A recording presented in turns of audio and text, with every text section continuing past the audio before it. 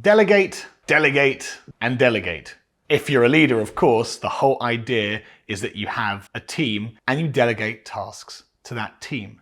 But all too often, delegation turns into abdication. The manager gives the tasks away and then does little else apart from wait until the outcome occurs, success or failure. How do you delegate without abdicating? You give the objective to your report and you give them the freedom to set the timeline by which it's going to be done, and you give them the freedom in choosing the method to solve. Remember, autonomy is one of the key things that make for motivated and happy colleagues. So give them the autonomy to decide the method of the solution and how long it's going to take. If you have motivated, great people in your team and they say it's going to take 3 weeks, what is going to be gained by saying do it in 2? The best people will tell you the best time and the most appropriate time to finish their work. If you want it to be done quicker, put more people to do it. Once that is set, you've asked your report to complete a task.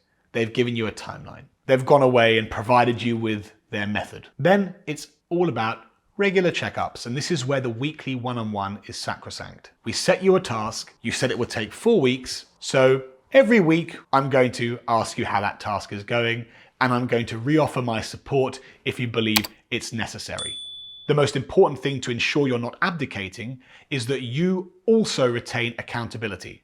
If that project fails and your own manager says what went wrong, it was your fault, your mistake. Remember, good managers take the blame and give the praise. The amount of delegation, the amount of autonomy that you can give a report depends on how experienced they are. And there's a great model called task relevant maturity. And it tells you how experienced that person would be at solving a problem like that, and then how you would look after that person while they do that task. Let's say you have a low task relevant maturity. This might be a graduate coming to do a big project for the first time. This person has no or little experience doing the things you've asked. And so in this case, it's going to be a bit more micromanaging. You're going to be explaining what needs to be done and providing the tasks to the report to do and learn to see how this creates the success. If the person has a medium level, they've done 1 or 2 projects similarly, then you might approach this in a partnership way. So instead of creating the approach, splitting up into tasks and then assigning those tasks to your report, you work with the report to create the tasks in the first place. But remember to ask questions more than give answers. So it's more a, what do you think we should do here? What do you think the best approach is there?